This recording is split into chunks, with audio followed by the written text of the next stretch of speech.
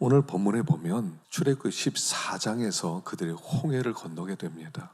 뒤에는 애굽의 군대가 쳐들어오고 앞에는 막 시퍼런 홍해물이 있고요. 그래서 사람들이 막 원망하고 불평하는데 하나님께서 모세에게 손을 들어라. 손을 드니까 그 바다가 어마어마한 바다가요. 이렇게 여러분 무슨 무창포 그런 데에서 이렇게 갈라지는 게 아니라 이거는 한 100m 이상 되는 어마어마한 바다가 길이 생긴 겁니다. 양쪽에 막 벽이 생긴 거예요. 물이. 거기를 건너게 됩니다. 그들이 다 건너는데 애굽 사람들도 쫓아오죠. 그래서 다시 손을 드니까 물이 다 합쳐지면서 쫓아오던 애굽 군대가 다 수장됩니다. 그리고 그들이 올라와서 15장에 1절부터 18절까지 막 찬양하는 모습이 나옵니다. 누가 나와서 찬양하자 이렇게 말 안 했어요. 우리 예배드리자 이렇게 안 했어요. 그냥 홍해를 건너서 올라온 사람들이 그냥 너나 할 것 없이 하나님을 찬송하고 즐거워하는 그 모습이 여기 그려져 있습니다.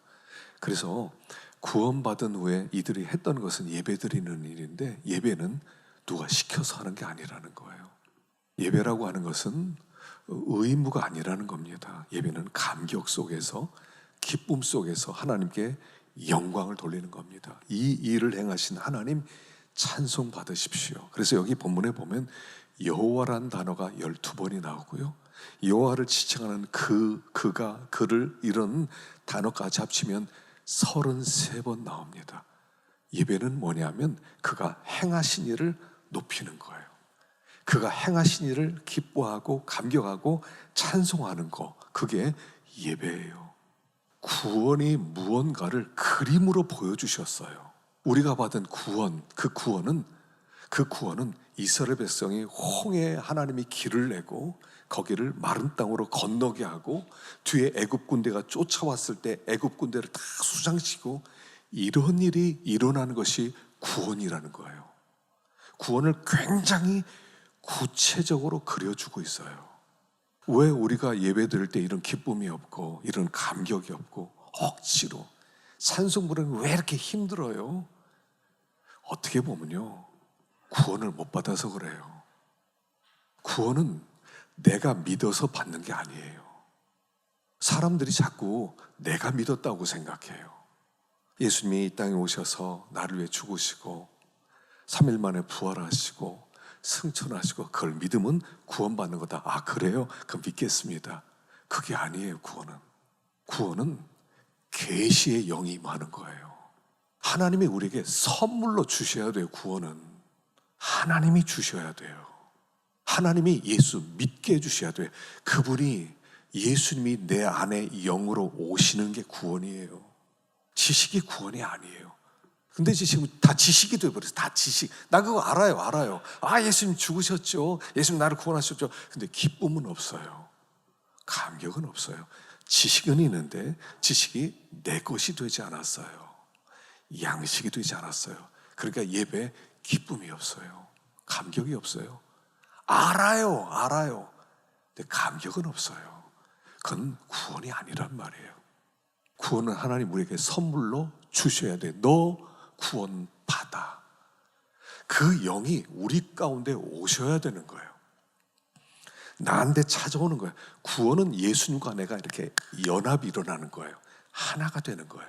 내가 하나님의 속으로 들어가고 하나님 내 속으로 들어오는 거예요. 이게 구체적으로, 여러분 홍해 건너는 것은요, 그건 이렇게 상상이 아니에요. 실질적으로 일어났어요. 구원은 이렇게 일어나는 거예요. 내가 구원받은 것은 이런 애굽의 강력한 바로왕의 군대와 그 손에서부터 하나님이 그 더 큰 능력으로 나를 건져내신 사건이에요. 그래서 구원은 구체적이라고 보여주는 게 출애굽기 14장 얘기인 거예요. 이 이야기가, 홍해 건넌 얘기가 성경에 계속 반복돼서 나타나요. 출애굽 사건을. 그래서 세 번째 출애굽이 이스라엘 백성이 바벨론의 포로로 끌려가고 있다 70년 끝난 다음에 나오는 것을 제3의 출애굽이라고 그래요. 출애굽은 눈앞에 일어나는 구체적이고 실질적인 사건이고, 이것은 하나님이 우리 마음 가운데 인치시고 그 영이 내 안에 들어올 때 그게 구원이에요. 그거 없어요. 지식만 알고 있으니까요. 감격이 없어요. 즐거움이 없어요. 예배가 의무가 돼버려요. 그러나 정말 구원을 받으면 예배는 그것은 권리가 되고요. 그것은 특권이 되는 거예요. 와, 예배를 드리게 되었다. 나를 구원하신 하나님, 와, 놀랍다. 여러분, 이스라엘 백성이 홍해를 건널 때 얼마나 감격했겠어요. 그게 우리에게 일어났다는 얘기예요. 그래서 구원 받은 자는 감격이 있어요. 예배가 나오는 거예요. 그래서 이스라엘 백성들이 구원은 이론이나 지식 얘기가 아니라 실질적으로 그들이 그것을 누리고 있다는 것을 보여주는 거예요. 구원은 누리는 것이다. 이 일이 홍해 갈라진 사건이 우리에게 일어났다. 와, 놀랍다. 와, 내가 이런 하나님의 자녀가 되다니. 영광스러운 영원한 하나님의 자녀가 와, 이렇게 놀라운 일이 나에게 일어났단 말인가? 이게 꿈이야 생시야? 이게 구원 사건이에요. 구원은 지식이 아니고 철학도 아니고 사상도 아니고 실질적인 거예요. 그냥 교회 오래 다녔다고 구원받는 게 아니에요. 잘 알았다고 구원받는 것도 아니에요. 영이 임해야 돼요. 예수님이 십자가에 죽으시고 부활하시고, 그 이유가 뭐냐면 죽으시고 부활하시고 승천하셔서 내가 너에게 영을 보내겠다, 보혜사를 보내주겠다고 그랬어요. 보혜사를 어디로 보내요? 우리 심령 가운데 보내는 거예요. 그게 예수의 영이에요. 예수의 영이 우리 심령 가운데 쑥 들어오는 거예요. 그래서 예수와 내가 딱 하나가 되는 거예요. 그게 구원이에요. 지식을 넘는 거예요. 지식이 아니에요. 양식이에요. 양식. 그게 우리의 삶이에요. 그게 변화된 거듭난 삶이에요. 그 사람은 예배할 수밖에 없어요. 와, 주님, 당신을 찬양합니다. 어떻게 이런 일을 생각하셨습니까? 어떻게 이런 일을 계획하셨습니까? 하고 하나님을 높이게 되는 거예요. 그래서 14장 다음에 이 광야에서 처음에 그들이 했던 것이 하나님께 예배드리는 일이었다는 거예요. 그런데 여기 문제가 생겨요. 마라라고 하는 것. 수루, 그들이 찬양했어요. 그리고 수루 광야로 오게 됩니다. 수루. 그리고 수루 광야에서 3일 길 걸어갔어요. 물이 없었어요. 물이 없는데 물이 마침 하나 만났습니다. 큰 호수나 뭐 그런 우물 같은 거 있겠죠. 물이다. 그리고 마시려고 하다 보니까 써요. 먹으면 죽는 물이란 말이에요. 쓴 물이 있어요. 그러니까 그들이 하나님을 원망합니다. 쓴 물을 만났습니다. 그러니까 목은 마르고 마실 물은 없고, 그래서 하나님을 원망했어요. 이 광야 생활에서 이제 이스라엘 백성은 계속 원망합니다. 근데 원망의 이유가 뭐냐 하는 거예요. 당연한 거죠. 물이 없으니까 원망하죠. 먹을 게 없으니까 원망하죠. 당연 살 집이 없으니까 원망하죠. 그럴 것 같아요. 그런데 그게 아니에요. 원망의 이유는 뭐냐면 그들을 구원하신 하나님을 잊어버렸다는 거예요. 잊어버렸어요. 자, 성경에서 계속 기억하라는 말씀이 계속 반복돼요. 왜냐하면 하나님을 기억해야 거기에 감사가 나와요. 하나님을 기억한다 그랬을 때 항상 세 가지라고 그랬죠. 하나님을 기억하라 그랬을 때는 세 가지를 기억하는 거예요. 첫째는 하나님의 사랑을 기억하고, 둘째는 하나님의 지혜를 기억하고, 셋째는 하나님의 능력을 기억하는 거예요. 이게 하나님을 기억하는 거예요. 하나님은 나를 사랑하신다. 하나님은 참 지혜로우시다. 내 인생을 펼쳐놓고 나를 이끌어 가시는 지혜로운 분이다. 그분은 실수가 없으시다. 세 번째, 그분은 큰 능력을 가지고 무슨 일이든지 할 수 있다. 이걸 믿어야 돼. 이게 나타난 게 홍해 사건이란 말이에요. 홍해에서 하나님의 사랑과 하나님의 지혜와 하나님의 능력이 나타났어요. 근데 3일 전에 그 하나님을 잊어버렸단 말이에요. 그러니까 하나님을 잊는 순간에 바로 우리의 반응은 뭐냐면 원망밖에 없어요. 하나님을 잊어버리면 우리에서 나올 것은 원망밖에 없다는 거예요. 하나님을 기억하면 믿게 되고, 믿게 되면 감사하게 되죠. 이게 원리예요. 기억하면 믿게 되고, 믿게 되면 감사해요. 이 세 가지는 하나예요, 하나. 근데 하나님을 잊어버렸어요. 그러니까 믿지 못하는 거예요. 그러니까 원망이 나와요. 믿음이란 말과 감사란 말은 하나예요. 따로 떨어질 수 없어요. 어떤 사람의 믿음 있다 그러면 어떤 환경에서 감사를 배웠다 이런 뜻이고요. 어떤 사람 믿음 없다 그럴 땐 어떤 환경에서 항상 원망한다 이런 뜻이에요. 믿음과 감사는 하나예요. 하나님을 잊는 순간 믿음이 떨어지고, 믿음이 떨어지면 금방 원망하는 거예요. 계속 기억하라는 거예요. 아니 3일 전에 있었던 사건, 그때 나타난 여호와 하나님, 우리는 3일이면 하나님 잊기에 충분하다는 거예요. 그래서 우리 초대교회 성도들이 3일 예배를 만들었어요. 3일 예배를 만든 이유는 뭐냐면 3일쯤 지나면 주님을 잊어버리니까 다시 말씀을 듣고 기억해라 이거예요. 우리나라 사람들은요 더 열심을 내서 5일 기도회를 만들었어요. 금요 기도회, 금요일도 나와라, 기도해라. 우리는 하나님을 너무 쉽게 잊는다 그렇게 생각하는 거예요. 그래서 3일쯤 지나니까 하나님을 잊어버리니까 원망이 나와요. 분명히 하나님이 그곳으로 인도하셨거든요. 그럼 계획이 있으시겠죠. 나를 얼마나 사랑하시는데, 얼마나 지혜로우신데, 얼마나 능력이 크신데 왜 이런 곳으로 이끌었겠어요. 어떻게 해결을 할지를 몰라요. 근데 이렇게 믿는 거예요. 감사합니다. 당신을 믿습니다.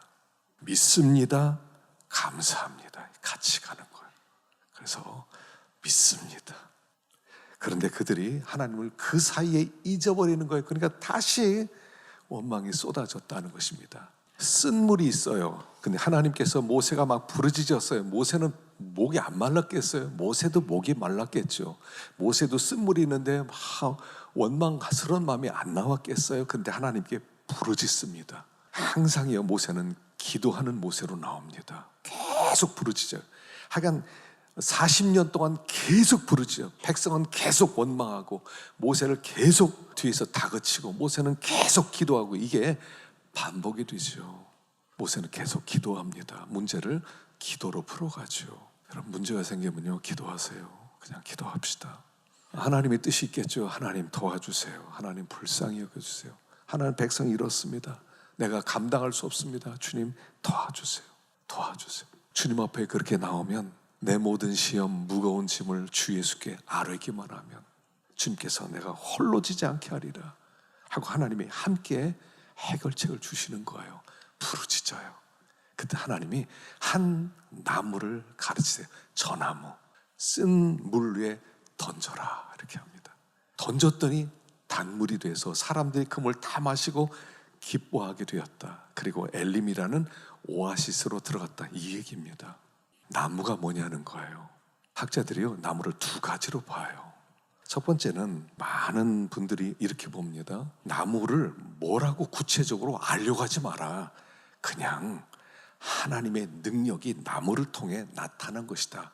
그래서 너희들의 인생길에 쓴물이 있을지라도 우리 하나님의 능력으로 얼마든지 그것을 단물로 바꿔주실 수 있으니까 그분을 의지하라는 그런 메시지로 본다. 한 분이 한 무리의 학자들이에요. 근데 한 무리의 학자들은 아니다. 이건 분명히 십자가다. 이렇게 말하는 학자들이 많아요. 해밀턴이라는 학자는 뭐라고 그러냐면요. 이 쓴물을 단물로 바꾼 마라의 사건은 요한복음 2장 갈릴리 가나의 혼인잔치의 구약판이다. 이렇게 또 설명을 하더라고요. 그러면서 공통점을 이렇게 얘기해요. 갈릴리 가나에서 혼인잔치집이 있어요. 근데 시작을 이렇게 시작합니다. 사흘 되던 날에 갈릴리 가나에 혼인잔치가 있었다. 3일이라는 것은 성경에서 항상 예수님의 십자가 부활을 얘기한다. 근데 여기서도 마라가 있는데도 3일 길을 수르광야를 걸었다는 거예요. 의도적으로 3일 길을 얘기했다는 거죠. 그냥 그들이 3일 길을 걸었다는 것을 그냥 얘기한 게 아니라는 거예요. 두 번째는 갈릴리 가나에서 혼인잔치에서 포도주가 떨어지니까 예수님의 어머니 마리아가 예수님한테 저들에게 포도주 떨어졌다라고 예수님께 고했다는 거예요. 쓴물을 만났을 때 그때 모세가 하나님께 부르짖었다는 거죠. 알렸다는 거예요. 그러더니 갈릴리 가나의 혼인잔치에서 예수님께서는 항아리에 물을 부어라, 연회장에 갖다 주라 그랬더니 물이 포도주로 바뀌어서 그 잔치집이 다시 회복되었다. 그의 피로 회복시킬 것을 예고했다. 여기서는 그 쓴 물에 나무를 던져라. 던졌더니 그 물이 단물이 되어서 사람들이 기뻐하게 됐다. 여러분, 기가 막히게 절묘하지 않아요? 나무는 십자가를 의미하는 게 확실합니다. 나무에 달린 자는 하나님께 저주를 받은 것이다 그랬어요. 자, 나무에 달렸다는 게 뭐죠? 나무에 달렸습니다. 하늘에서도 버렸고 땅에서도 버려서 있을 곳이 없어서 공중에 매달려 있다는 뜻이에요. 예수님이 이 땅에 오셔서 하나님이 그를 버리셨어요. 여호와여 여호와여 어찌하여 나를 버리셨나이까. 나를 버리셨나이까. 땅에서도 버려요. 사람들이 버렸어요. 예수님은 하나님에게도 사람에게도 버림받은 저주받은 십자가를 지셨다 하는 것입니다.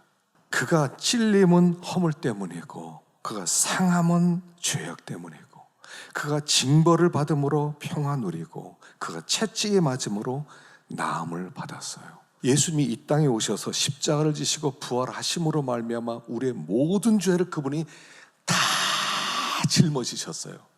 그래서 예수님이 십자가 죽으실 뭐라고 하시냐면 다 이루었다. 여러분, 다 이루었다는 뜻은 뭐냐면 다 갚았다 이런 뜻이에요. 다 갚았다. 너희들의 죄 일전도 남기지 않고 내가 십자가에서 싹 갚았다. 나를 믿는 자는 너에게 모든 죄가 사라지는 거다. 예수님의 죽으심으로 구원은 그 자체로 완성됐다는 뜻이에요. 그게 치유를 의미한다는 거예요. 그 여기에 보면 우리가 나음을 입었도다, 고침을 받았도다, 치유를 받았도다 이런 뜻이에요. 그의 십자가로 우리는 치유함을 받았어요.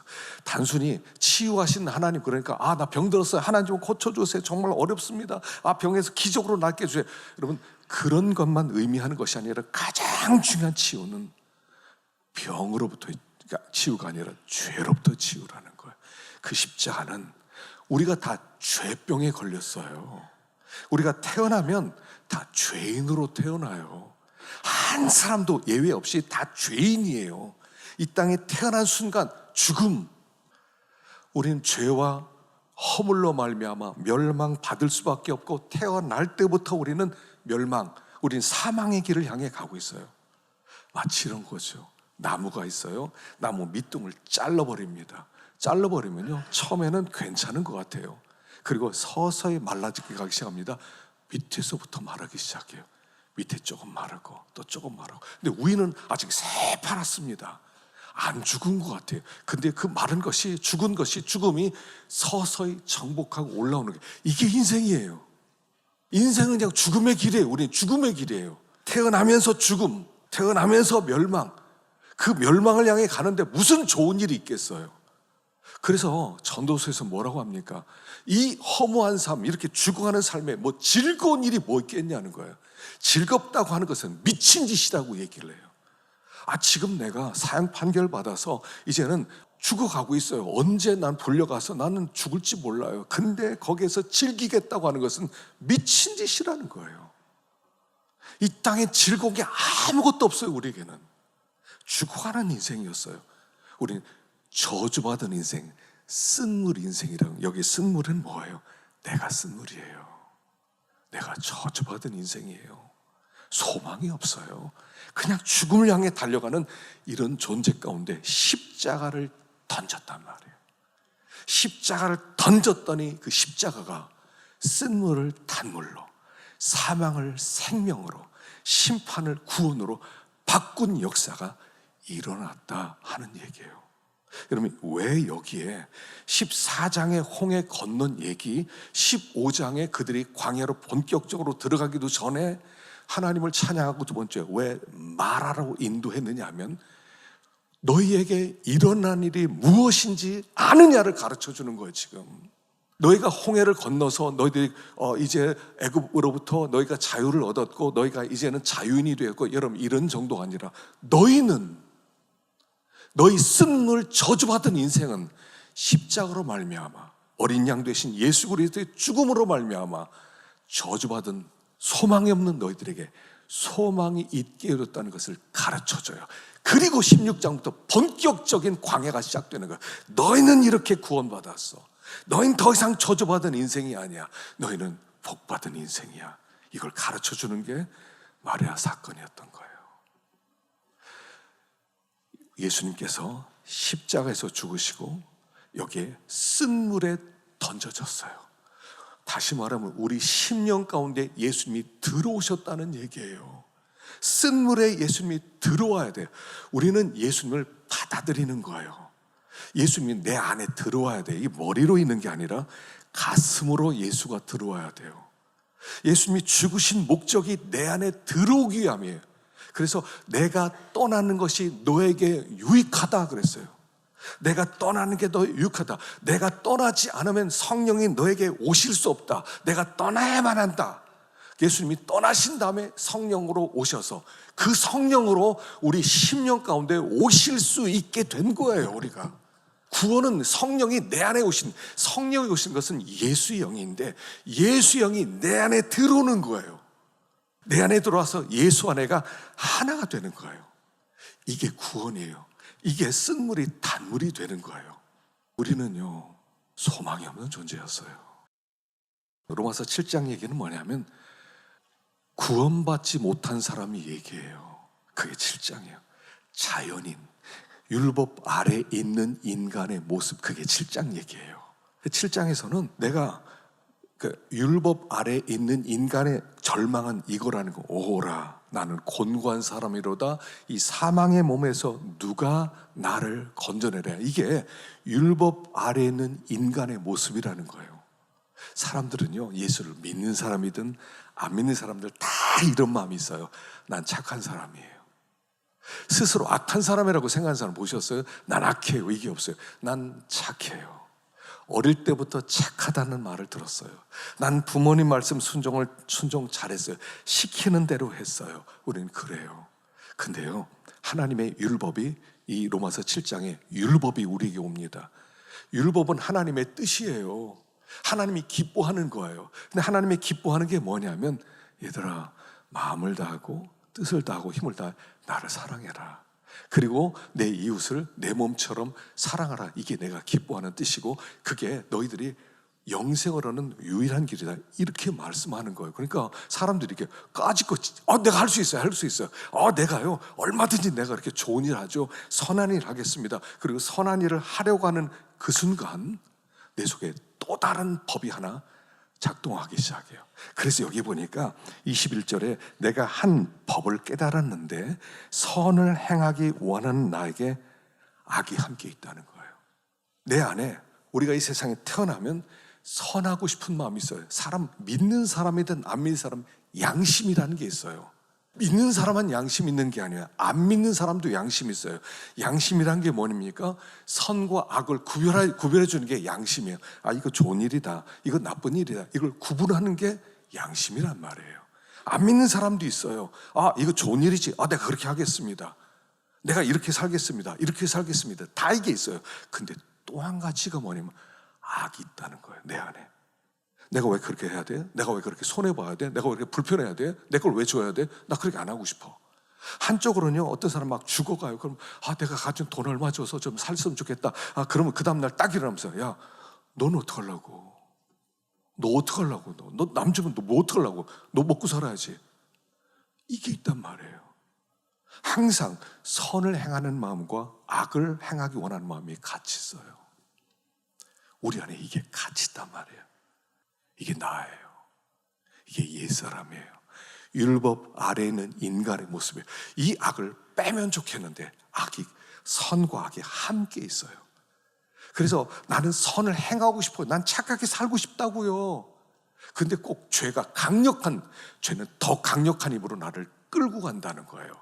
여기 법이라는 게 뭐냐면 이런 거예요. 옛날에는 우리 의자 들고 서 있어. 의자 들고서 얼마나 있을 수 있어요? 5분 못 있어요. 왜요? 내가 힘이 없어요? 아니요. 더 강력한 만류 인력의 법칙으로 끌어당기는 거예요. 이 지구가 뭐든지 끌어당겨 이 강력한 힘 아래 우리가 사는 거예요. 그것처럼 이 강력한 죄의 법이 나를 끌고 간다는 거예요. 내가 아무리 결심했는데 결심대로 안 되더라는 거예요. 베드로가 예수님 죽으시면 죽을 때까지 따라갑니다. 함께 죽겠습니다.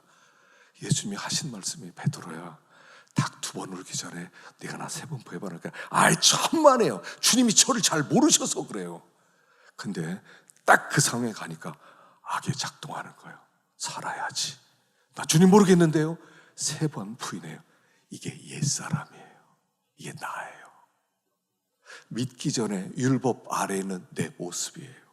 오라 곤고한 사람이다. 죄를 졌어요. 발각됐어요. 그리고 나서 어떻게 후회합니까? 내가 그때 왜 그랬을까? 그때 내가 왜 그랬지? 바보처럼 내가 왜 그랬지? 이게 사망의 몸의 고백이에요. 다 왜 그랬지? 다 왜 그랬지? 나 왜 그랬지? 맨날 죽음을 맛보는 거예요. 내가 뭐 하려고 하는 순간 내가 못한다는 것을 발견하는 거야. 난 못하는구나. 어떤 사람이 그래요? 그 환경으로 다시 가면 내 절대로 죄를 안 짓습니다. 정말이요? 아니요. 똑같이 죄 지을걸요. 내 의지와 관계없는 강력한 죄배이 나를 끌고 간단 말이에요. 끌고 가요. 이게 쓴 인생이에요. 쓴 물이에요. 이게 소망이 어디 있어요? 그 사람들이 계세요. 야, 결심하자. 우리 좀 결심을 하고 진짜 뭐 잘해보자. 정말 우리가 이러면 그것만 우리 진짜 이거 고치자. 진짜 이것만 고치면 멋있게 살 수 있어. 못 고쳐요. 어떻게 해야 돼요? 죽어야 돼요. 그래서 거듭남에는 소망이 없다는 거예요. 죽어야 돼요. 그래서 예수가 들어왔어. 십자가에 죽은 예수가 너를 구원했어. 이제 너희 광야, 그 애굽에 살던 그 나는 죽고 이제는 이 광야는 끌려다니는 곳이야. 그게 광야예요. 끌려가세요. 뭐 하려고 하지 마세요. 그 인도하는 대로 주님 어떻게 할까요? 가자. 예. 어떻게 할까요? 서라. 예. 이 광야를 통과한 다음에 다윗이 그렇게 변해요. 하나님 인도하는 대로 가요. 내가 없어져야 돼요. 이 나.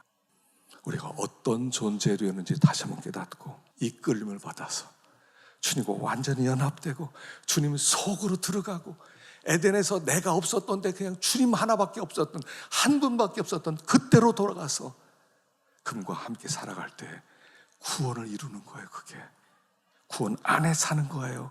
말하였어 물속에서 주님을 영접하고 또 주님과 함께 동행하기를 간절히 축원합니다. 기도하겠습니다.